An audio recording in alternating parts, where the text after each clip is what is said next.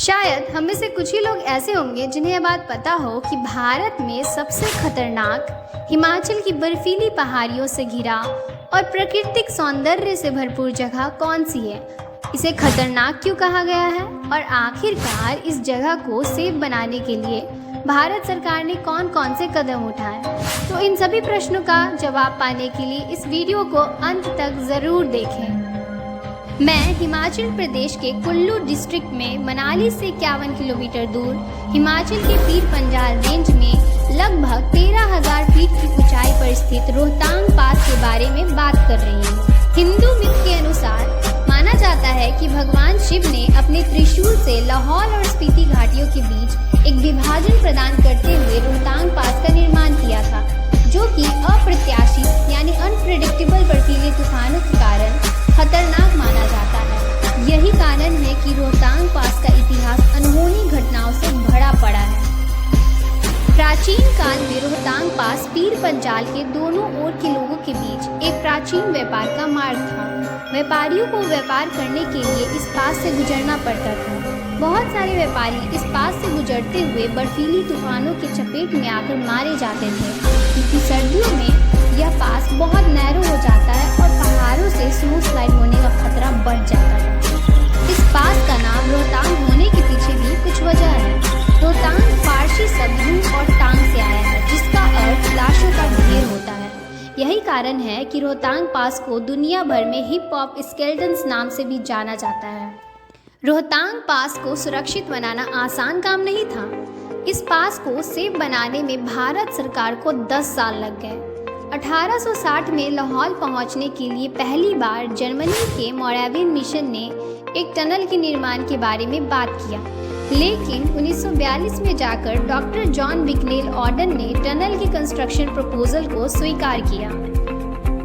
उसके बाद कई सालों तक टनल निर्माण के बारे में कोई बात नहीं किया गया, और जब 1996 में अटल बिहारी वाजपेयी की सरकार बनी, तब उनके बचपन के 2 मित्र ने उन्हें रोहतांग पास के बारे में बताया। तब उन्होंने लाहौल जाने का तय किया। लाहौल जाने के बाद अटल जी ने जून 2000 को रोहतांग टनल को बनाने का वादा किया। मनाली आने का मौका मिला, रोहतांग तक की यात्रा की, लेकिन बाद में बर्फ का पहाड़ आकर खड़ा हो गया। रास्ता बंद, आना जाना ठप। लेकिन बाद में मुझे लगा कि मनाली से लेकर कैसा रास्ता होना चाहिए जो 12 महीने उपलब्ध हो। तब इस टनल को 500 करोड़ और 7 साल में बनाने का एस्टिमेशन लगाया गया था। 2002 में बॉर्डर रोड्स ऑर्गेनाइजेशन BRO और डिफेंस मिलिट्री को यह टनल बनाने का चार्ज दिया गया, लेकिन मई 2003 के बाद सरकार की ढील की वजह से यह प्रोजेक्ट आगे नहीं बढ़ा और 2004 में प्रोजेक्ट कंप्लीशन कॉस्ट 500 करोड़ से बढ़कर 900 करोड़ हो गया। 2007 में डॉक्टर मनमोहन सिंह की सरकार ने टनल का contract snowy mountainous engineering corporation, एक ऑस्ट्रेलियन कंपनी को दे दिया और कंप्लीशन डेट 2014 रिवाइज कर दिया। लेकिन इसके बाद भी 3 सालों तक इस प्रोजेक्ट में कोई भी प्रोग्रेस नहीं हुआ और फाइनली 2009 में यूपीए की सरकार ने रोहतांग टनल प्रोजेक्ट को एफकॉन इंफ्रास्ट्रक्चर, एक इंडियन कंस्ट्रक्शन कंपनी को सौंप दिया। 28 जून 2010 में मनाली के नॉर्थ से 25 किलोमीटर की दूरी पर रोहतांग टनल की ड्रिलिंग शुरू हो गई, लेकिन सर्दियों में हैवी स्नोफॉल के दौरान खुदाई करना बहुत ही मुश्किल भरा टास्क था। यही नहीं, इस टनल के आसपास 46 एवलांग यानी पहाड़ों से गिरती हुई बर्फ की चट्टान भी मौजूद है। इसके अलावा खुदाई के दौरान रॉक्स एंड सॉइल का डिपोजिंग करना आसान काम नहीं था और गर्मियों में ग्लेशियर्स के पिघलने की वजह से कई फीट तक कीचड़ भी जम जाते थे। इन सभी चैलेंजेस को एक्सेप्ट करते हुए 2016 में भारतीय जनता पार्टी की सरकार में 7.6 किलोमीटर टनल खोद दिया गया और 2019 में अटल बिहारी वाजपेयी जी को सम्मान देते हुए प्राइम मिनिस्टर श्री नरेंद्र मोदी ने रोहतांग टनल का नाम बदलकर अटल टनल रख दिया। ये अटल जी ही थे जिन्होंने इस टनल के महत्व को समझा और उसके निर्माण का मार्ग बनाया था।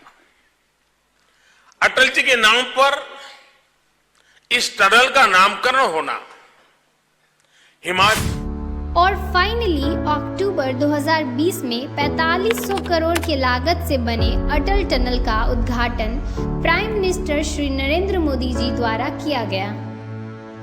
9.02 किलोमीटर लंबा 10,000 फीट की ऊंचाई पर बना 2 लेन अटल टनल अ वर्ल्ड्स लॉन्गेस्ट हाईवे टनल है। यह tunnel Lahaul and Spiti valley के निवासियों के लिए एक वरदान की तरह है। इस टनल का निर्माण होने से पहले यहाँ के लोग सर्दियों में हैवी स्नोफॉल की वजह से 6 महीनों के लिए अपने घरेलू जगह से निकलकर भारत के किसी भी हिस्से में आ जा नहीं सकते थे। लेकिन अब यह टनल मनाली और लेह के बीच की दूरी को रिड्यूस करके केवल 46 किलोमीटर कर दिया है, जो कि लगभग 4 घंटे में ही तय किया जा सकता है। पहले मनाली से लाहौल पहुंचने में 5 घंटे लगते थे, लेकिन अब सिर्फ 10 ही मिनट लगते हैं।